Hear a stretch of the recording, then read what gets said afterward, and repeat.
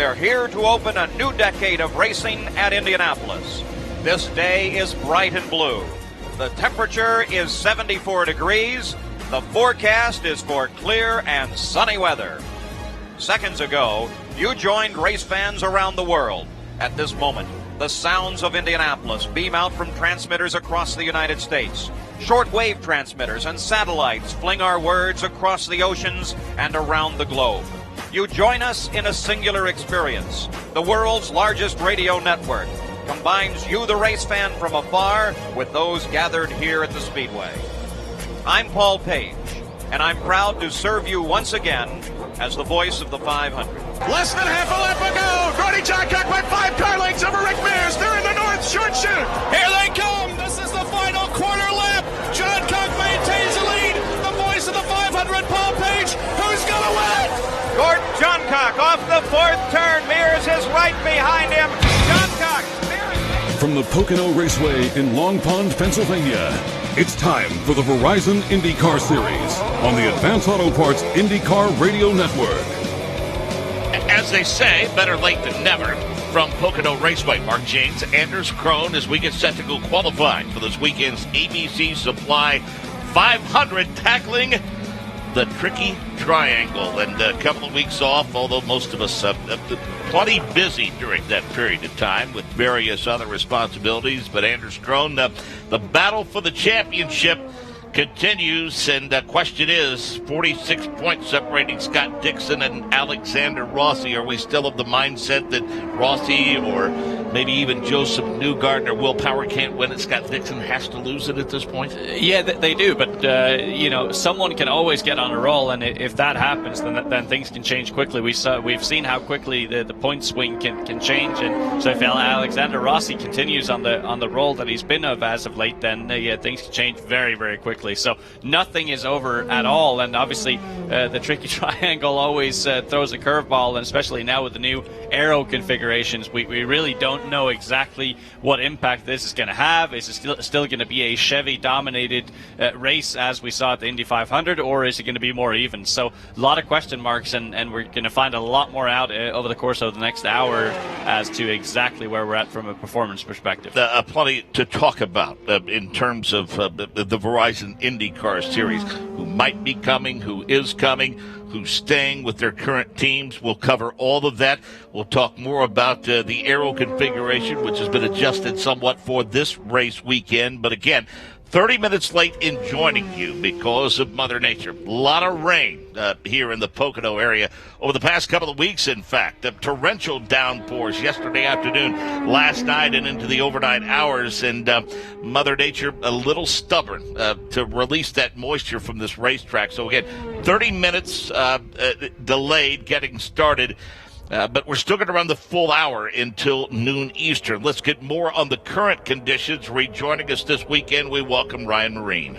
Hey, thanks, Mark. Let's talk about those conditions. Thankfully, right now, we don't have any rain that we need to be concerned with. Temperatures have reached 79 degrees ambient. Track temperatures have cooled considerably as cloud cover has come over this circuit here in the last few minutes. It was up over 100 degrees earlier, now down to 88 degrees according to the Firestone race telemetry. So that will be variable as we go throughout the day. Right now, a great deal of cloud cover. However, the sun has been peeking out intermittently, so we will see some variation there. We also have a nice breeze blowing across the track too, which in this low downforce configuration, guys, we know how difficult that can be for these drivers around the tricky triangle. And happy to be on the public address here at Pocono Raceway this weekend, and we could use the cloud cover, we could use the wind to offset the heavy air and the noticeable humidity here at Pocono this weekend.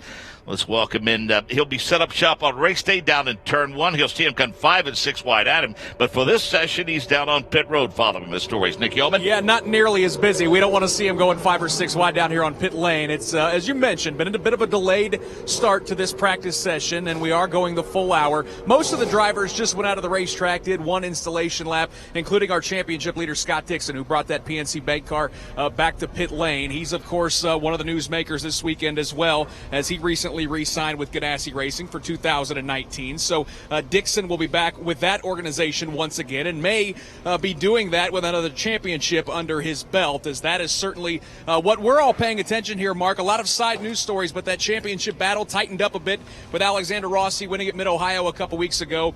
Scott Dixon sits in that car as our points leader. Not a lot of work being done as these drivers wait for this track temperature to come up and hopefully, Mark, the sun to come back out, because it was out about an hour ago, which helped dry the track. And then, as Ryan talked about, cloud covers rolled in and pretty overcast, cool, and a little breezy down here on pit lane as we kick off this weekend here in Pocono. It was initially believed that a McLaren was the only suitor for Scott Dixon, but since learned there may have been others, and not surprising that you would listen regardless of your circumstances. I mean, let's face it, you've got nothing to lose by sitting down and having that conversation with whomever, but not real surprised that he chose to stay with Chip Ganassi. No, not a big surprise at all, and obviously from his perspective, from a fiscal perspective, certainly he probably would have been laughing all the way to the bank, because I think it was a bit of a slugfest between both some other entities as well as Chip Ganassi Racing. So, but I think he's made a very wise decision, and probably had he had a firm offer on the table earlier in the season, it probably would have been slightly easier to make a change, because then you would have had the opportunity to build a crew around you. But this late in the going, to start a completely brand new effort around you with unknown crew members and so on forth would have been very risky. So I think he's made a very smart decision. Clearly, the McLaren and or Alonso issue is not dead. Far from it, in fact. Yeah, no, exactly. And we've obviously just learned that Fernando Alonso is going to be testing September 5th at Barbara Motorsports Park with Andretti Autosport and Honda. So that'd be interesting to see how that goes. And I don't know if it's one of those things where he's just evaluating. He just wants to confirm that an IndyCar is going to be awesome to drive on a road course before he fully commits, because it certainly sounds like everyone around him are fully committed to kind of making that happen, and maybe that's just the final bit of approval that he needs to be able to sign off on. But certainly would be great news for the sport. I mean, we've kind of documented and discussed over the course of the year that we feel there is genuine momentum both on the competition as well as on the commercial side for IndyCar at the moment, and that addition would only add to that in a significant way. Yeah, we've had some pretty significant arrivals in the Verizon IndyCar Series over the past several years. I've not seen anything like this, though. No, this is on a whole nother level. So yeah, it's massively exciting as we go into the off season, and still with the championship yet to go this year, and some of the closest competition we've seen in a lot of years. So this session is getting underway in earnest, but some race teams taking a wait-and-see approach after the install laps, and this is a pattern that we see to develop over the course of each and every weekend. Yeah, and especially around these ovals, and the way they've structured the weekend is that you have the one practice session, then you go into qualifying, and then you have another practice session, and because of that, people in this particular practice session are only going to be focused on qualifying runs. So that's why you see Graham Rahal out on track right now, Max Chilton out on track, just trying to space themselves out as much as they can to get that clean air, to not have a draft affect their lap time whatsoever, so that they have a firm read on exactly what the car will do. And it's one of those tracks where the qualifying position really isn't that crucial, because you can make a lot of stuff happen, and it's obviously a 500-mile race. But at the same time, being up front in clean air, you always stay out of the trouble for the most part, and so I still think there's going to be some significant effort put in here at having a good qualifying session. Interesting to note about the history of this venue. 1971, Mark Donohue won the first ever open wheel race here under the USAC banner, and then of course the CART took over from 82 to 89. A pretty big gap in the history of open wheel racing here before IndyCar returned in 2013. Winners since have been Dixon and Montoya, Hunter Ray, and then Will Power looking for the trifecta here 3 years in a row. But you go back to that early history, I think drivers are thrilled to be here. They have a lot of respect for the history and tradition here, although it'd be somewhat disjointed with that huge gap, as we mentioned, because you're talking about winners here like Foyt, AJ, as AJ Voigt, we should say, Bobby Unser, Al Unser, Lone Star JR, and as we mentioned, the late Mark Donahue. A lot of former 500 winners have had success here. Yeah, there is indeed, and obviously to that we've seen Will Power last year here. He,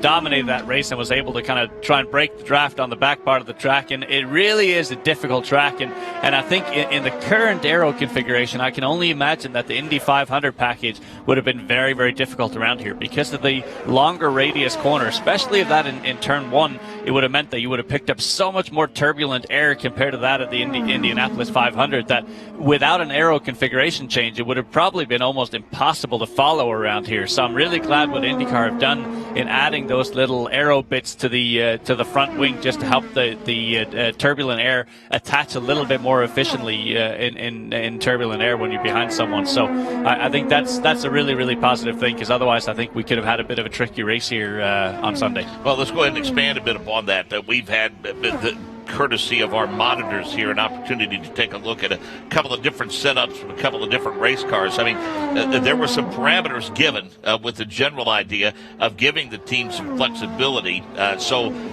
Literally, I'm not sure that there are any two race teams up and down pit road, any two cars with the same configuration on them. Yeah, and it's actually a really, really cool thing, because what you see on the front wing, very up against the front nose, they've essentially elongated the curvature of the wing itself, and then out near the end plates, they've added some wickers, and you then have the opportunity to run everything on one side, run everything on both sides, or run a combination of everything, and that's what I actually took a few screenshots here up and down pit lane before they got going, just to see who's trying what. So there's Spencer Piggott, for instance. He's running the full additional aero on the right side front wing only, and a lot of other takers have put it on the entirety of the front wing. And really, we kind of talked about it a little bit at the Indianapolis Motor Speedway, in that the struggle they had with the current aero configuration is when they got into dirty air, the front would just lose so much grip that it would, and it was because the air was struggling to reattach to the front wing and generate that downforce. And now what they've done by making that front wing slightly longer and also adding that gurney flap is you then actually generate a bit of a vortex effect on the top of the wing, which helps reattach the air on the bottom of the wing to generate that downforce even when you are in dirty air. So I think it's going to help them a lot in being able to race closely around here, and obviously we'll learn a lot more in the second practice this afternoon.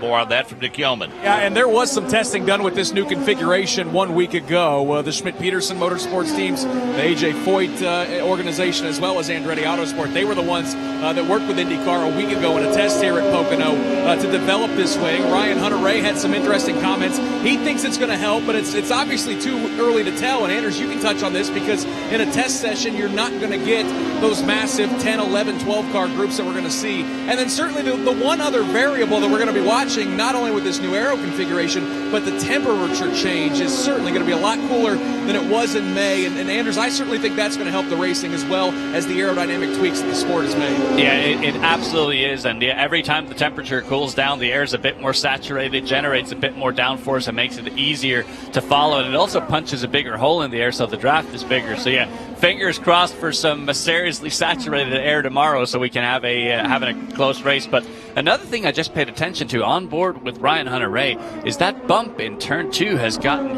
huge over the winter. I mean, it is now a significant bump, and you see the entire car shift across that thing. So I can only imagine that's got to be a slightly disconcerting feeling inside the car. And for those that don't have access to the video, remind them of exactly where that bump exists. Where are you seeing the car struggle with that? So it's basically right at the apex. So it's when the car has taken peak load in the middle of the corner, and just kind of saw that the hands of Ryan Hunter-Reay having to make a few adjustments up and down the track, and he shifted him about a lane and a half up. So luckily, it's sort of the least tricky of the three corners around here. To pit road and Ryan Marine. One of the newsmakers of the week in the IndyCar Series is Dale Coyne. Dale joining me now, the team owner. Expanding to 3 cars later in the year, Santino Ferrucci, who drove for you in Detroit, rejoining the team. Can you take us through how those negotiations progressed and how he ended up in that 3rd car for the final couple races of the season? You know, he came to us in Detroit, and never driven one of these cars, never seen Detroit, and he qualified well for both races. It was a bit of a surprise. Obviously, he's had some hiccups in Europe. I think he's learned a lot from all that, and he wants to give this a try. And Sonoma was always on his radar as it didn't conflict with his schedule, but now he was able to add Portland to that. So I think it would be a good opportunity for him to test the waters here in IndyCar a little further. And he's here with you, it appears, this weekend. He's watching on the box. How important is it for him to be able to get integrated with the team here, even though this is an oval? He'll be racing road courses later in the season. No, I think it's always good. It shows the driver. Drivers need to be at the races whether they're race or not. It's worked good for Conor Daly and Buddy Lazier in the past. So it's good to be here with the team and just get a feel for how everything works. You mentioned the hiccups in Europe. What questions did you have for him to make sure that was a one-time thing and something that he's learned his lesson from? Well, we looked at all that, and it wasn't right, and he apologized for it. I don't know if it was as big as the internet makes it out to be. But I think he learned a lot. That cost him in a lot of ways, and he knows that. He's 20 years old, and we were all 20 once, and hopefully he's 23 now. Finally for you here this weekend, of course, Sebastien Bourdais in the car. Pietro Fittipaldi back with you as well. So, especially for Pietro coming off the injury, still trying to get back into the swing of things, how do you feel he's progressing this weekend? And then Sebastian's chances as well. Pietro's doing fine. His leg's still sore. It's not... we might have been a little quick at middle aisle putting him back in the car, but he got through it. It was a good experience for him. And he's happy to have some time now before he gets to the next course where you got to use your braking foot a lot, because it's his left leg that's the problem. So, we got this one at Gateway and then Portland. So hopefully by Portland, his left leg is up for the braking challenges of these cars. Appreciate the time. Thanks so much, Dale. Thank you very much. Good stuff from Dale Coyne. Thank you, Ryan. And I think he answered many questions that people might have had. And let's face it, we talked about how wildly received and how popular of a decision it would be once Fernando Alonso came to the series. The Ferrucci announcement not nearly as well received. A lot of people expressing some concerns about that. And I think Dale answered those questions, though, in a manner that makes sense. Yeah, he did. And I guess the only, I don't know if concern, but the only general comment I have to it is that as long as Mr. Ferrucci realizes those concerns and have taken steps to fix those and make sure that it never happens again, then I'm always in belief that someone should have a second shot, as long as they don't ask for that to be a third, fourth, or a fifth shot. So we'll obviously see what shakes out, but don't disagree with his comments that he was actually surprisingly quick at Detroit. It's more just a matter of kind of becoming the complete package as a driver and not letting kind of exterior things play with you as he has in the past. Sorry. Let's go to pit road. Nick Yeoman. Well, of course, this is the 6th year that IndyCar's been back in Pocono with this current format of the race here. And, of course, this is one of the racetracks that fans have been clamoring about for years, that it's an IndyCar racetrack. We need to be here. And 30 years ago on Tuesday, Bobby Rahal, you scored a victory here at Pocono in 1988. First, let me get your thoughts and impressions of that day and winning here at this tricky triangle. Well, I think Pocono was always maybe my favorite, certainly my favorite big oval. First time here in '82 and finished third in the 500 then, and then had a lot of good runs here. And frankly, in '88 we had the Judd engine, which we were the only one in the field with it, and it was at a horsepower disadvantage to the Chevys. But we really had the car handling well, and we ended up qualifying on the front row. But in the race, the Chevys just kind of left me. But we hung in there, and pretty soon all of a sudden the Chevy started dropping out. And next thing you know, must have been about 30 laps ago, Al Sr. passed me, and I thought, well, we're going to be second. And sure enough, he broke down, and then we had no worries. So it was the tortoise and the hare, and we were the tortoise that day, and that was good enough. Your thoughts and impressions as your two drivers. First of all, this is rare as a car owner. You got them back-to-back on pit lane. That's got to be pretty nice. Yeah, it's convenient, that's for sure. Yeah, it used to be like this all the time until they started basing pits on qualifying runs. But we're getting there. There's a new wing configuration or a new aero configuration, which is I'm sure going to take a little bit of time for people to get a feel for. And we've last year Graham, of course, last year Takuma was on pole. Last year Graham led the race had good dice there with Kanaan for quite a few laps, and So I just hope the weather stays with us. I hope for the fans it stays with us, because there's nothing worse than sitting in an oval track watching it rain all day. You feel pretty good about where this organization is going. I mean, in the last month or two of the season, maybe not as consistent as you'd like, but Takuma's had some strong runs. Graham's been right up there. You guys seem like you're knocking on the door. Is winning a race here before the end of the season a pretty realistic expectation? Oh, of course. I think in Graham's case, we've had really good consistency. I think most top tens of anybody in the field. It's just unfortunate. We need more 1, 2, 3s, not 5, 6, 7s, and so we need to have a strong end of the season for Graham. He's in the top. He's in the 8th in the championship. For Takuma, not far away from the top 10. So for both cars, we definitely need to have. We have 4 more races. We have to have 4 strong races from here on out. Final thing I want to ask you about, I know there's a lot of T's to cross and I's to dot, but where are you guys in terms of setting driver lineup for 2019? A lot of talk about maybe this organization expanding to a 3rd car. Well, I definitely think, both guys will be back with us next year, and, we have some interested parties for a 3rd car, and we're not there yet, but we're working hard to try to get that. All right, appreciate it. Enjoy the weekend. That's 1988 Pocono winner Bobby Rahal. 2 cars, of course, this weekend. Graham Rahal and Takuma Sato here at the Tricky Triangle, Mark. You think the negotiations are typically pretty short with Graham? You think that goes well? I think so, yeah. But I mean, in all fairness to him, over the last few years, he really has earned his way into that ride. Question. And I think that's what's so cool about it. He really has earned his way into that ride year after year. So really, really cool to see. And clearly they've done a good job building a good commercial program around it, and know that they're going to be frustrated to some degree about this year, knowing that they came in feeling like adding to increasing to a 2-car effort should technically help a lot on the competition side, but it really hasn't panned out that way so far this year. So I think they really need to have a big look at things in the offseason, figuring out what they need to do. Well, I mean, not a championship, not in sight for either driver. Certainly a win is, as Nick alluded to, and you heard Bobby Rahal say that's the expectation. Sato not far from being inside the top 10 in points. I think Graham is poised to stay within the top 10 in points, and I think expanding to a 2-car team, which is not as easy as people might think. I think realistically they can go into the offseason and maybe add that 3rd car. If both are top 10 in points, I think they have to feel like that's a positive.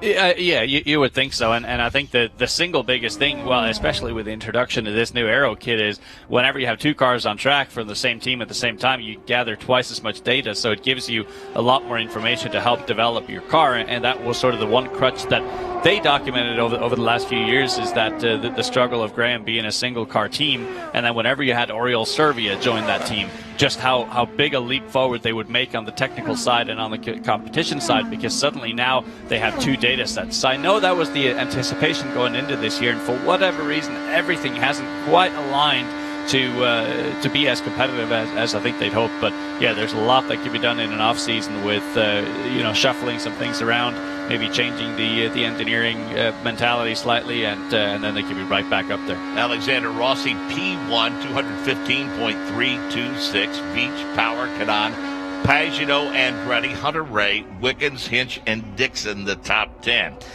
We were on the same flight out of Indianapolis yesterday, and cool to see Conor Daly sporting that Harding Racing gear for yet another weekend. Is albeit a bit of a late announcement. Zachary claiming DeMello's name mentioned as a possible pilot for the next couple of races, but Conor Daly back with Harding Racing this weekend. They all seem to be getting along fairly well, huh? Well, it's probably not what the driver wants in such a late decision, but certainly it makes for some headlines in the news as to who's going to be in the car, who's going to be in the car right up until the last moment. And up until a couple of years ago, that used to be Dale Coyne's role from weekend to weekend, but seems to be Harding this year in kind of switching in and out. And very, very interesting to see what Conor Daly can do with that team here on an oval this weekend.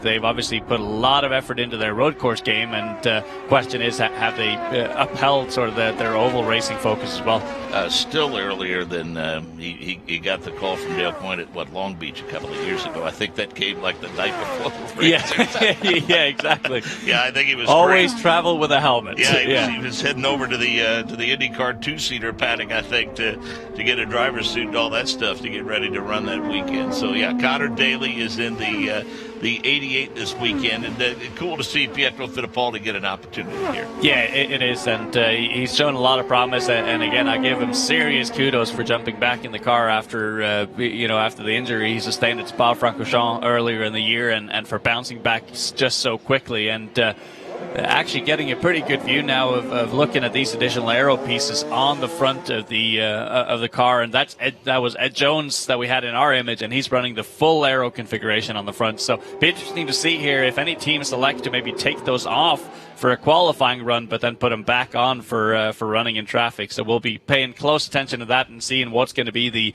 best combo. Yeah, and I mean, does this particular decision essentially come down to drivers' preference and what they want to feel and how they want to feel it in the race car in terms of how they're able to adjust it within the guidelines over the course of the weekend? Oh, for sure. And one, it comes down to drag, and looking at these pieces, I doubt that they'll increase the drag that much, but it's just going to help increase the front grip just a little bit more, and again, especially in dirty air. But it could also be one of those things where it just enables the car to rotate a bit quicker, even in clean air, so it could be quicker even though it increases the drag just slightly.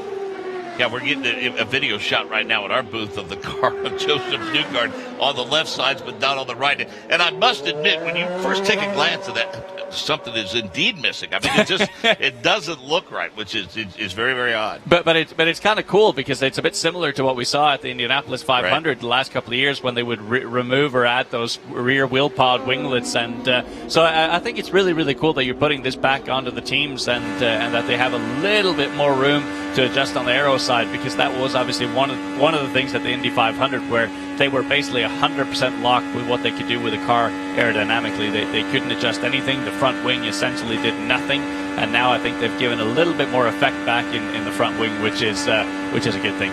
Weather has already altered the schedule on this day. We were a full 30 minutes late in getting started, not because of precipitation that was falling, but because of the amount that had fallen and the havoc that it was wrecking on the racetrack. We were able to get this session underway. We're going to run it the full 30 minutes. Not much turnaround time. We'll go qualifying at 1:30 Eastern, and then a final practice session for 1 hour from 4:45 to 5:45. Again, that's depending on what Mother Nature has to say about it. Nonetheless, Alexander Rossi continues P1 with a speed of 215.326 miles per hour as preparations continue for Sunday's ABC Supply 500 here at Pocono Raceway. Firestone presents Legendary Drives. The scariest thing in sports is a left turn, taking it over 220 miles an hour. Turn 1 at the Indy 500 demands everything a tire's got, putting 2.5 Gs on them for 4 seconds. Once it's over, they only have to do it 199 more times. And if Firestone tires are so dependable they can handle turn 1, they'll handle any turn you need to make. Whatever you drive, drive a Firestone, the tire that drives IndyCar legends. Plan your racing road trip to St. Louis for Verizon IndyCar Series weekend at Gateway Motorsports Park. Coors Light Pole Night on Friday features qualifying in the first ever appearance by the NASCAR K&N Pro Series. Saturday is action-packed all day long with the Rumble Before the Roar pre-race party and the amazing Bommarito Automotive Group 500. Get your tickets now at GatewayMSP.com. August 24th and 25th. Brought to you in part by the Illinois Self-Tourism and the Office of Illinois Tourism. The last oval race of 2018 will be incredible. The party at Gateway will be spectacular. From the Firestone broadcast booth in Pocono, this is the Verizon IndyCar Series. 27 minutes into this initial practice session. Well, the only one before we go qualifying a little bit later on today. Your top 10. Alexander Rossi, P1, 215.326. Veach, Power, Canan, Pagano, the top 5. Marco Andretti, Ryan Hunter-Ray, Sebastien Bourdais, Robert Wickens, and James Hinchcliffe completes the top 10. Back to pit road and Ryan Marine. Stephen Wilson was so impressive this year in the Indianapolis 500. He's down here on pit lane now, and Stephen, you might have noticed silly season appears to be in full swing, so I thought we'd check in with you and see what you might have working. Where do you stand, as I'm sure you're trying to find a way to get back in IndyCar cockpit here before too long? Yeah, I know the silly season is definitely keeping me on my toes, like it is everyone. You know, we had a great run in Indy this year, and trying to capitalize on that and build on that for next year. So, thought it'd be a great opportunity to come out here to Pocono, see another 500-mile race, and also speak to a couple of the teams here about 2019. Have you found that the performance that you had at Indianapolis, is that opening more doors for you than in years past, or at least maybe making those doors easier to open? No, it's just making the conversations a little bit easier. You know, I think sort of proved a little bit of what I could do at Indy this year, and now just it's a case of seeing what opportunities come up for next year. I mean, we're really close to securing something for the 500 in terms of the support from the partners that we need. You know, it's a case of seeing what dominoes fall and what openings there are with teams. You know, that's the next step, and maybe we can add a few more races. It'd be nice. Is your main focus then an Indy 500 ride and then trying to fill out the schedule from there? Yeah, no, definitely Indy is the priority. We want to get that secured, and then we can look at building on that for, you know, maybe a few more races, but it's too early to tell. You know, I'm optimistic, but at the same time, I know there's a whole lot of work to do. Great to see you here. Thanks so much. No, thanks. Thank you. Is there a nicer guy in the paddock than Steph Wilson, honestly? I mean, I've seen him hang around with you from time to time. I don't get that. Well, I mean, I was going to say, I guess it's an image upgrade. Yeah, I mean, I guess I'd be biased, but no, I really don't think that there is. But no, great to see him out here. Obviously, great run at the 500, and yeah, it certainly would be great to see him have an opportunity to do, you know, more than just one race a year. And I know that, you know, in being so close with him, knowing kind of those first few days of practice is just shaking rust off, and instead of being a full-time driver where you're, you know, just already fine-tuning, you're really just finding your feet for the first few days. So yeah, it'd be great to see him have an opportunity, if not do a full season, then at least an expanded schedule for next year. I know Jack Harvey is out in Portland as we speak, doing advanced work for the race there in a couple of weeks. Jack going to be back in the race car, and it's I think, as we've talked about before, they seem to have a pretty good plan in place for Jack. I mean, you know, if the opportunity presents itself for them to do the entire schedule next year, that's what they're going to do. But they're at least planning on 10 races next year, which is great news for Jack and that race team. Yeah, that would just be fantastic. And it's one of those things where Meyer-Shank Racing are not willing to compromise on the quality of the product, so they would rather do a limited schedule, knowing that they can maximize that rather than take on the entire schedule and maybe compromise in some areas. So yeah, I completely agree with that mindset.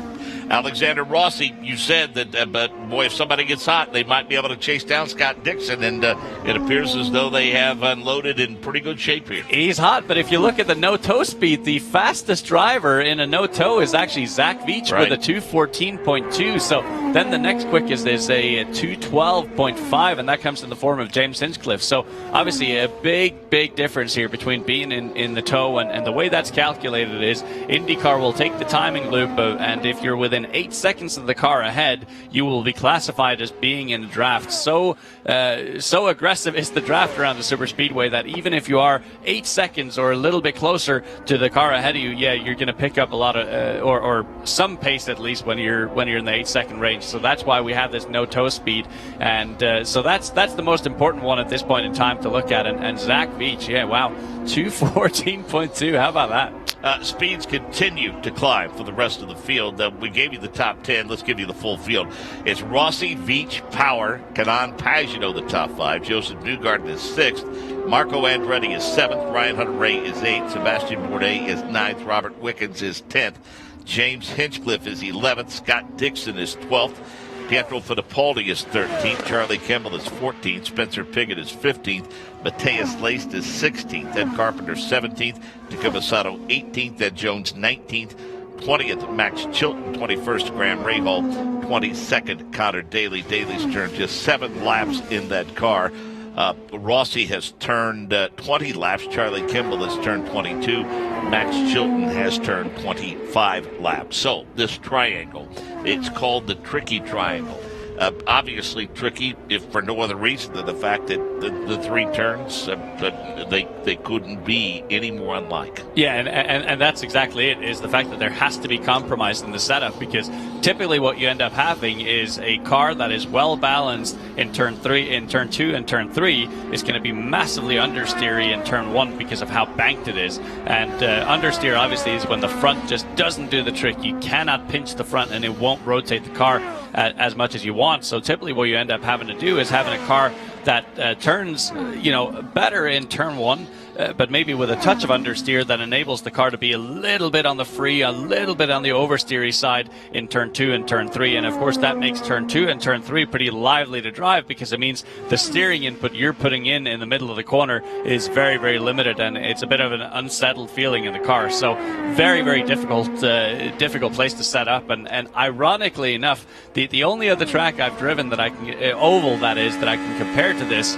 is Walt Disney World Speedway at Disney World. And that is a blast from the past. And that is an absolute blast from the past. But in shape, it's actually very, very similar to this. It's just so much smaller. So turn 1 is this massively banked, almost hairpin-like thing, and then turn 2 you go over a crest, and turn 3 is this super fast kink. So in a way, it's a bit similar. But I always remember back when we did a bunch of tire testing there for Pro Mazda and USF 2000. That it was just a continuous compromise. Where do you want to give up to gain other places? And that is what Pocono is all about. Trenton, which no longer in existence, Milwaukee and Indy, the turns are patterned after. And I will say that there are some massively long straightaways. This front straightaway, 3,740 feet in length, 3,055 feet in length between 1 and 2, and that long pond straightaway, the shortest of the three, but it's at almost 1,800 feet. Yeah, I mean, it is massive, and every single year we're treated to these incredible 4, 5, sometimes 6 wide runs, especially on starts and restarts down into turn 1, and that is one of the crazy, visual things about this place. And then it funnels down so quickly into turn 1, and trying to stay 2, 3 wide in turn 1 is almost impossible. So it becomes a real difficult situation coming into turn 1. So where do you commit? I mean, you make the decision to hold your line if you're to the inside, or if you're to the outside and you're part of a 4 or 5 wide pack. There's a retaining wall that runs at the exit of the pits down to just shy of the apex of turn number 1.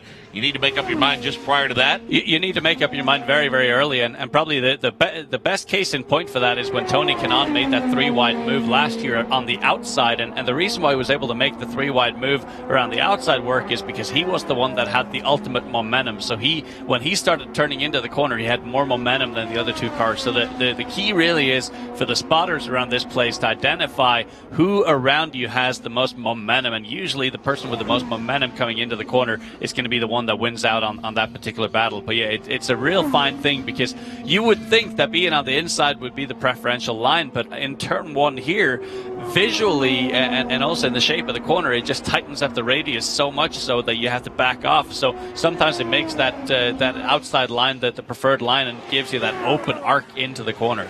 Impossible to obviously pave anything this wide with just one single slab of pavement. So we're talking 100 feet wide in some places. So do you feel the seams at all in the race car in terms of the asphalt that has been laid here? Well, I think in turn 1, your angle of attack as you go into the corner is so sharp that I don't really think you're that much affected by it. But turn 2, on the other hand, is a lot more of sort of a lazy corner. So you turn in and you cross those lines a little bit more slowly. So I think you're probably a bit more affected by that there. And I think that's also why the bump appears to be so pronounced in turn 2 this year. I mean, now it looks like the drivers have to be so gentle with their steering input as they go over the bump in turn 2, so as to not upset the balance of the car. And then obviously I feel like we're neglecting to mention turn 3, which is where we've seen the majority of incidents the last couple of years, especially under qualifying trim. And I think a lot of that has to do with the fact that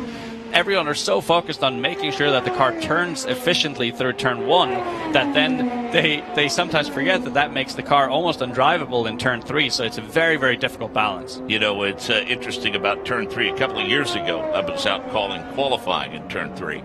And as you know, it's a little difficult.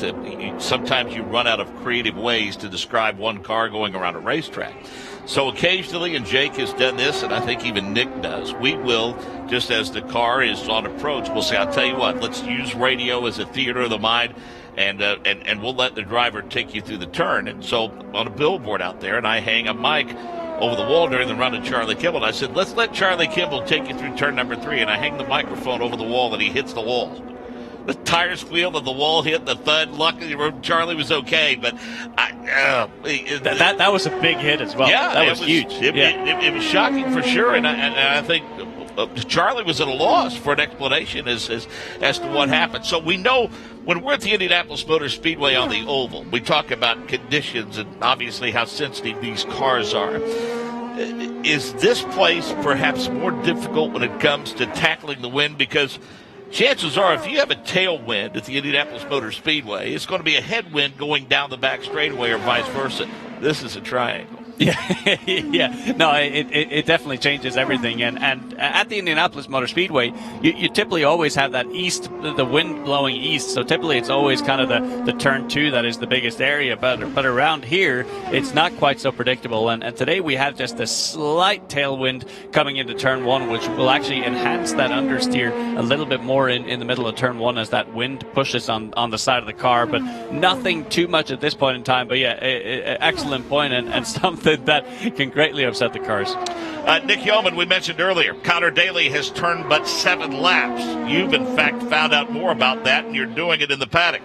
Yeah, Conor Daly, one of those guys, certainly grateful for the opportunity to be racing here at Pocono, but unfortunately for him, he is the one of the 22 cars that is not sitting on pit lane or on the racetrack right now. The Harding Racing Group decided to take that 88 machine back to the garage area. I just spoke with Brian Barnhart, who oversees that team, so they've got a mechanical issue at the front of the race car, so they've taken the front wing off. They're looking down around the electronics and the throttle cables down there to make sure that car is buttoned up, but it was certainly a big enough issue that they did not want to try to fix it on pit lane. Conor Daly was back here in the garage area. He jumped on his scooter and went back to pit lane, and Brian Barnhart said they should have this thing buttoned up here in the next couple minutes. They think they found the problem. Again, a mechanical issue at the front of that race car has taken that 88 Harding Chevrolet back to the garage area here at Pocono. Time not on their side, Anders. 20 minutes remaining in this session, and this is it. And because of the fact we were delayed 30 minutes, they didn't push qualifying back at all. Still got to get them through tech and all of that and get them back in line and get ready to go qualifying 90 minutes after we go off the air, 90 minutes after the check. And really the only thing Conor Daly can hope for is the fact that whatever they found in front of the car has resolved the issue, and that he can go out and have a couple of trouble-free qualifying runs. Now, I don't think he's in the mindset that he needs to go out there and set the world on fire. He just needs to have something that's mechanically sound, that he feels he can go out there and go full throttle in qualifying and at least put it in somewhere in the mid pack or somewhere there around. It's aided obviously because his top speed without a tow is still 2:14. Talking about Zach Veach, but he has now popped up to P1 at 2:17.393. Yeah, but still, I'm pretty impressed with that no tow speed. I mean, that's a 3 mile an hour difference, and around here, picking up 3 miles an hour in a tow is predicted. So I think he's going to be very, very happy with his car. And don't forget, he got the pole position for Indy Lights here back in 2014, 2015, and was dominant for a large portion of that race. So this is a track that suited him very, very well in the past. And I think just when you think of his driving style as a whole, it's a very, very smooth driving style. It puts very little strain on the tires, puts very little strain on all the drive gear, everything in the car. So I think this is exactly the type of track that's going to suit Zach Veach very well. And we're getting an onboard shot with him right now. And I love how that car rotates through the middle of turn 1. Barely has to put any steering input in the middle of the corner whatsoever. And what I really like about it is once the car takes a set, it just keeps rotating. He doesn't have to keep adding the steering input in the middle of the corner. So that means that he is perfectly positioning his hands in the middle of the corner. The car takes a set, it rotates, and he's on his way. So yeah, this car looking very nice to drive for Zach Veach. So I think there's going to be a lot of other teams up and down pit lane here looking at his aero configuration to see exactly what he's done. And his hands were pretty pronounced over that bump that you talked about in turn 2. Yeah, and I think it's just a matter of not letting that get too crazy with your inputs there. Just kind of mellowing the grip a little bit in your hands to let the car have its way over that bump, and then put the grip back in the wheel. And at the moment, he's trying to chase down that car of Scott Dixon to see how his car works in dirty air. 18 minutes remaining in this session, a little less than that. In fact, Zach Veach pops to P1 at 217.393 miles per hour. Rossi, Power, Kanan Newgarden in the top 5. Pagenaud, Dixon, Marco Andretti, Charlie Kimmel, Ryan Hunter-Reay the top 10. Bourdais 11th, Hitches 12th. Wickens 13th, Piggott 14th, Ed Carpenter is 15th, Pietro Fittipaldi is 16th. Takuma Sato was 17th, Ed Jones 18th, Matthias Lace 19th, Max Chilton 20th, 21st Graham Rahal, Conor Daly 22nd. He's turned only 7 laps. Nick Yeoman reported some issues with that car. They hope to get him back out on the pit road and get him some laps in before this session concludes at the top of the hour.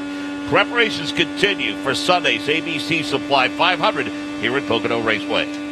Firestone presents Legendary Drives. It was the 1969 Indy 500 when Mario Andretti's crew couldn't get his right rear tire off. He had no choice but to drive on it the whole race, still finishing with a checkered flag and a drink of milk. Now that's legendary. And if Firestone tires are so dependable they can take Mario 500 grueling IndyCar miles, just imagine how far they'll take you. Whatever you drive, drive a Firestone, the tire that drives IndyCar legends.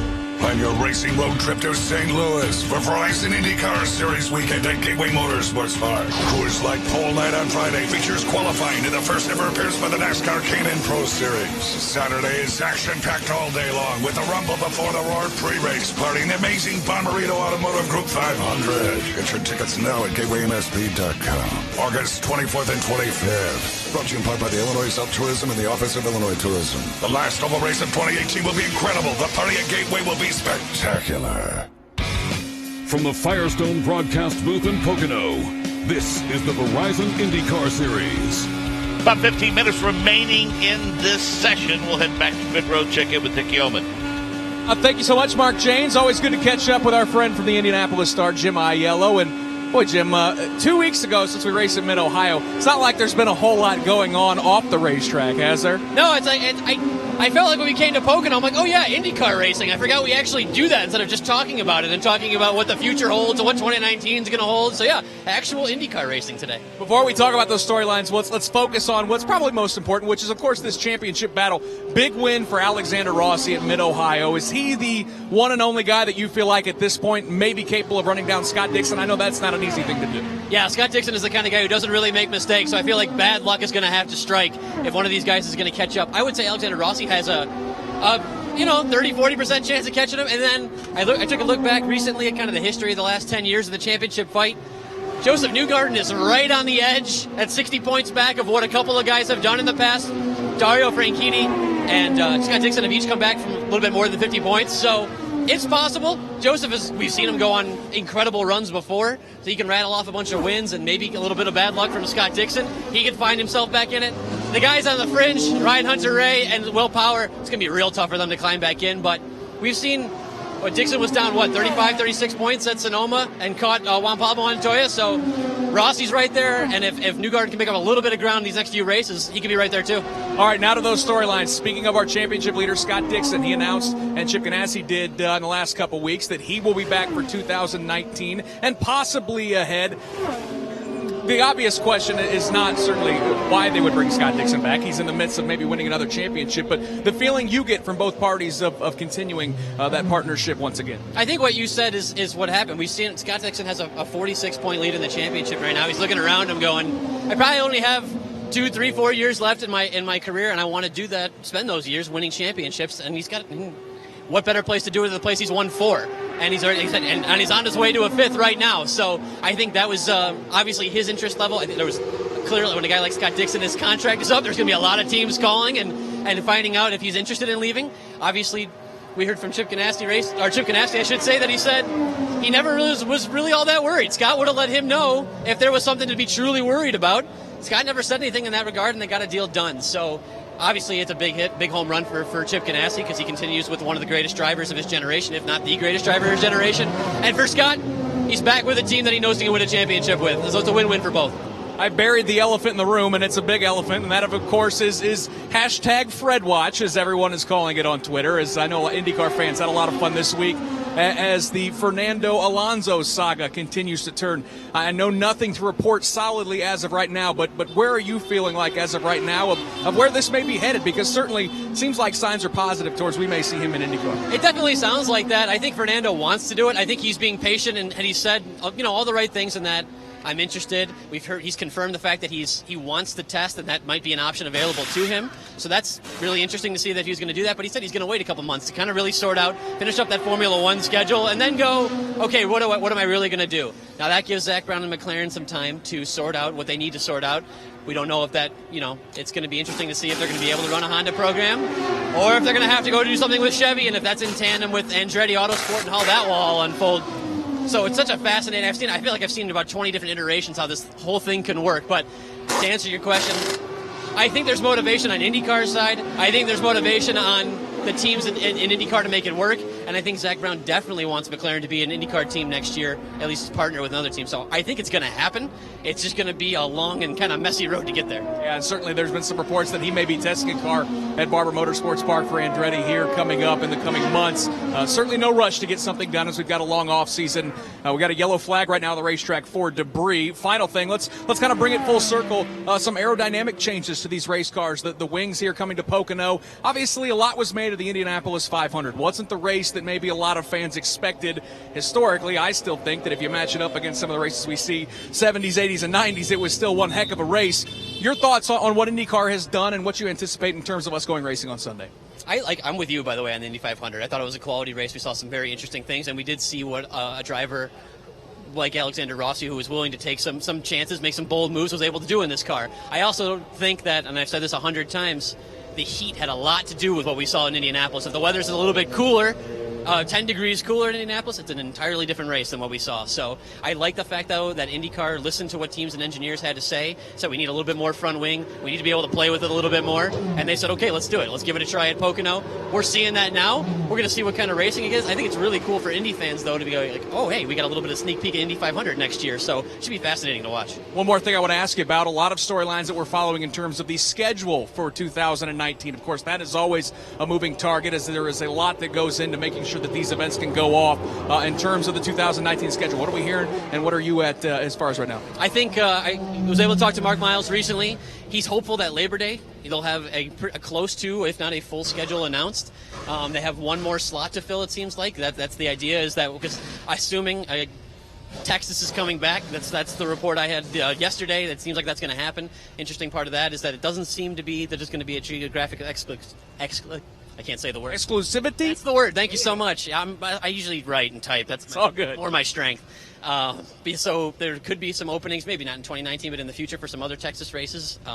But yeah, no, I think we should have a full schedule announced by sometime around Gateway. Looking forward to it. Again, give everyone an opportunity to where they can find your stuff and follow you on social media. IndyStar.com. Yeah, listen to my writing. Don't listen to me here. IndyStar.com and at Jim Aiello on Twitter and Facebook. Jim Aiello from the Indianapolis Star. Appreciate it as always. Mark, back to you. Yeah, we have Jim in the booth with us from time to time. No worries on that exclusivity issue, Jim. Well done as always, and great information. And about that schedule, Anders Krohn, if I'm king for a day and I could pick it, I would definitely pick Richmond, one of the racetracks that we've heard bandied about in terms of a possible destination. I love the IndyCar Series on a Saturday night at Richmond. I mean, I've never been there personally, but I've only heard good things from the likes of yourself. So yeah, I can only go on that information. But yeah, I think that'd be great, and certainly right at the heart, at the core of IndyCar's fan base as well. So I think that would be an absolute winner. Yeah, and we've talked about it before. By the way, we're under caution right now. There was a cut tire, so a piece of debris on the course that they've gone out and given it a good look-see, a track inspection with just about 9 minutes or so remaining. And, yeah, I mean, we talk about it each and every year, especially when we have, I wouldn't call it upheaval, but changes in the schedule. As tracks go away for various reasons and new ones come on, like at Portland this year. But, there's a lot of layers to that quote-unquote onion, if you will, and it's a tough thing to navigate for promoters and racetrack owners.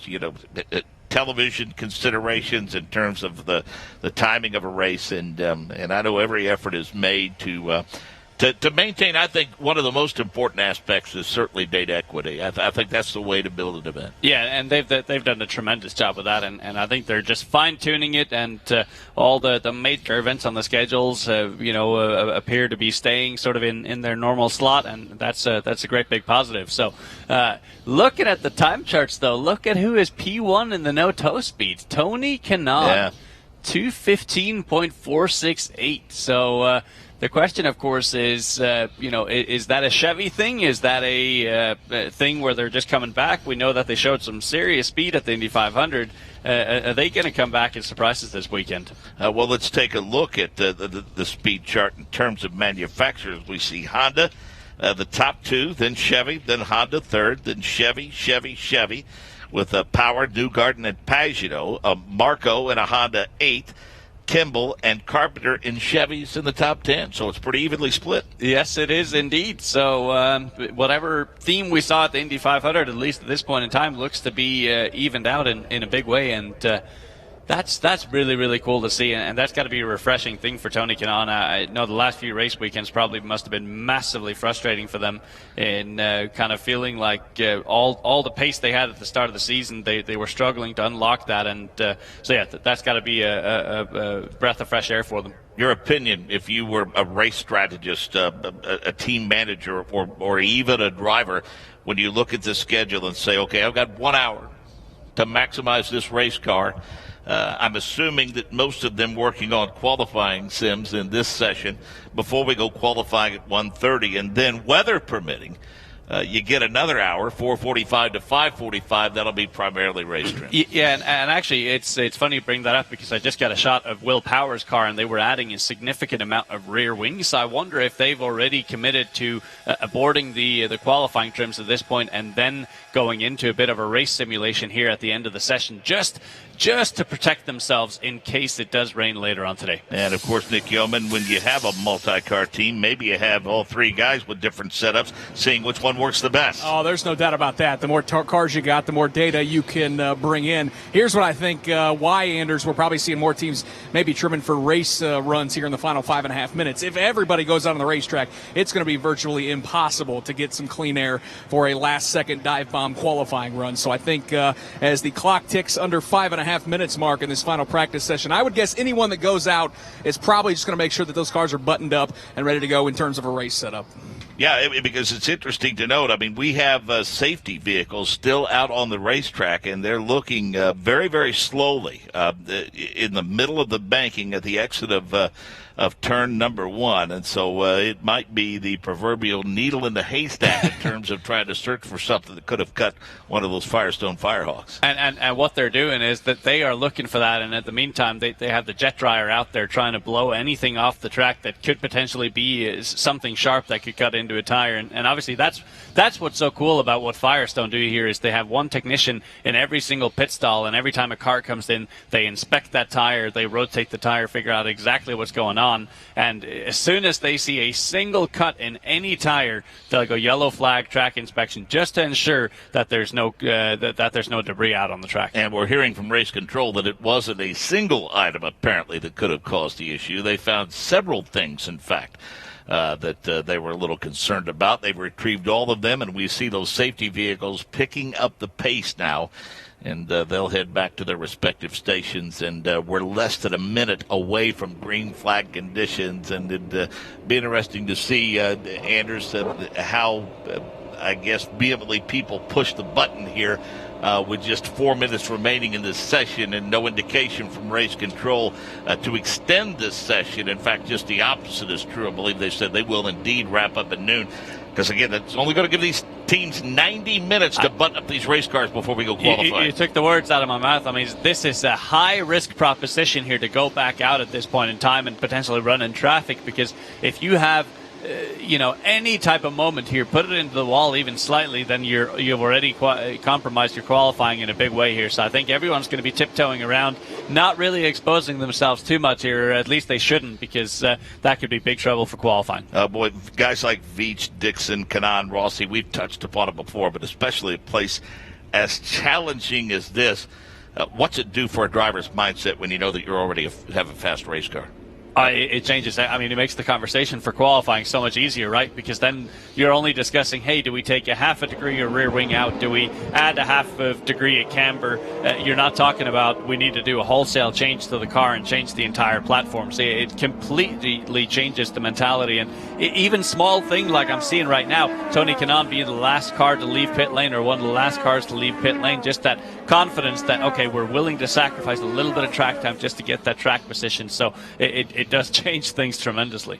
I don't know that that it doesn't look as though that Marco is in a hurry to get back out onto the racetrack. He's a little far away, but yeah, it looks as though Ryan Marine, Marco Andretti out of that car. He top 10 on the speed chart. They maybe appear to be satisfied with their efforts in this session.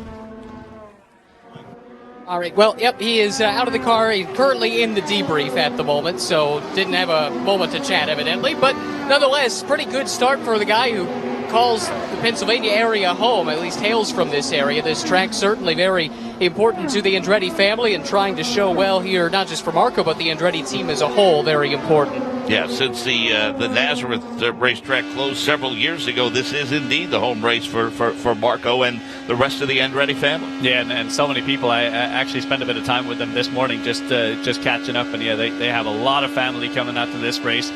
This truly does mean a lot to them. So I don't necessarily think that's a bad decision to hop out of the car the way that they've done right now, to not confuse themselves, not get any running in turbulent air, just solely focusing on the quali sim, and everyone else is running around in dirty air. So that's a bit of a sign of a strength, I think, there for Marco Andretti.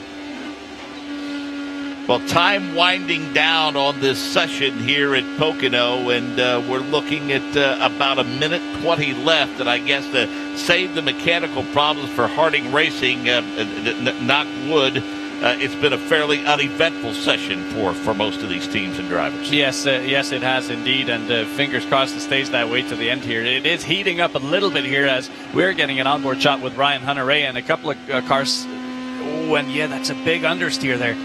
That's a big understeer Ryan Hunter-Reay's picking up in dirty air, so he's going to want to report that to the engineer and make sure he gets something that picks up the front grip a bit better in dirty air, because that didn't look comfortable through turn 3. So Zach Beach remains at P1.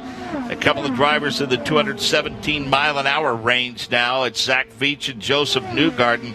Zach at 217.393. Joseph Newgarden at 217.016. Then it's Dixon, Kanaan, Rossi, Sato, Power, Pagano, Andretti, and Kimball, the top 10. We see Pagano climb up a couple of spots, in fact, and now Takuma Sato also in the top 10. So any questions as to whether or not they would come out and take it easy, I think, have been answered. I mean, they're full board of the checkers here. Yeah, they are indeed. And Robert Wickens there sitting behind James Hinchcliffe. He's picking up a pretty nice tow. And a big understeer as well for Robert Wickens there, just chasing it up to the outside of turn 1. So again, something that they want to look at, and certainly don't want to have any of that understeer in the qualifying sim. So the checkered flag is out on this particular session. Section 1 before we go qualifying later today. It'll be Zach Veach, P1, 217.393. Joseph Newgarden, Alexander Rossi, Sebastien Bourdais, and Scott Dixon. Tony Kanaan, Simon Pagano, Takuma Sato, James Hinchcliffe, and Will Power in the top 10. Biggin 11th, Wickens 12th, Andretti is 13th, Kimball 14th, Carpenter 15th, Ryan Hunter-Reay is now down to 17th, Mateus Laced is 18th, Pietro Fittipaldi 19th, Ed Jones 20th, Max Chilton 21st, and Conor Daly able to complete only 15 laps, his quick lap 206.012. So looks like issues for guys like Mateus Laced at 212.8, Fittipaldi at 212.6, Jones at a 212.3, Chilton at 209.046, and then Daly at 206.012.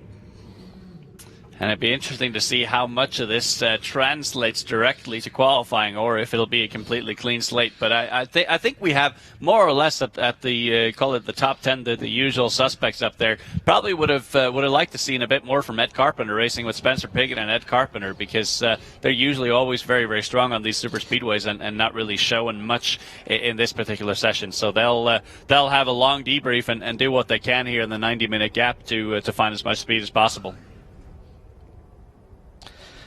So maybe we have a conversation with Zach Veach, although, there are responsibilities sometimes post-sessions. Drivers sometimes have to get back and do that mandatory weigh-in, and we expect maybe, Anders, that debrief could be a little lengthy too, given the amount of time that we do not have before we go qualifying later today. Yeah, and exactly. There's only so much you can do, and I think the number one thing the teams are going to do is go and look at the gear stacks, because those are so sensitive in a qualifying scenario. You typically run 3 top gears. That means 4th, 5th, and 6th are all top gears that you can alternate between the different straightaways depending on the wind scenario. So I think that's going to be the single biggest thing for the engineers to attack at this point in time is figure out, do we have the right gear stack? Are the wind conditions going to change? Is it going to get significantly hotter? That's the one, and then it's going to be down to the drivers to give their input on what they want from a balance perspective. But don't forget, the drivers have a lot of tools inside the cockpit as well that they can manage from a balance perspective in the way of the anti-roll bars as well as the weight jacker. You talk about late season momentum, not a championship contender, but Zach Veach is 7th at Toronto, at 10th at Mid-Ohio, finished 4th at Long Beach earlier this year, and now we see him P1 here at Pocono. So Nick Yeoman, a guy trying to build a little momentum of his own as we get to the end of the season. Yep, 2:17.393, the fast lap for Zach Veach. Car looked like it was good in traffic, good no-toe speed. How are you feeling? Yeah, pretty well. I mean, we were one of the lucky ones that got to test here last week, so I definitely think that gives us a bit of a leg up. But I've just always liked this place and lights, and I'm just glad that it kind of transferred over in an IndyCar. So really excited to see what we can do in qualifying. That's a completely different animal itself. And then 500 miles tomorrow. All right, a great practice session for Ohio's Zach Veach, who ends the day P1. Thank you. Good stuff, and a good session for Zach for sure. Don't forget, 1:30 Eastern this afternoon, we'll go qualifying. And then at 4:45 Eastern this afternoon, we'll have a final 1-hour practice session before we go racing tomorrow. Zach Veach, P1, at a speed of 217.393. Newgarden, Rossi, Bourdais, Dixon, the top 5. Canan, Pagano, Sato, Rahal, and Hinch, the top 10. The director of the Advanced Auto Parts IndyCar Radio Network is Wally Levitt. On-site engineering and production by Rick Evans. Nick Yeoman and Ryan Marie down on pit road today. For Anders Krohn, I'm Mark Jane. So long from Pocono. This is the Verizon IndyCar Series on the Advanced Auto Parts IndyCar Radio Network. A.J. Foyt down the main straightaway. The checkered flag is out. A.J.'s hand in the air. He is the winner.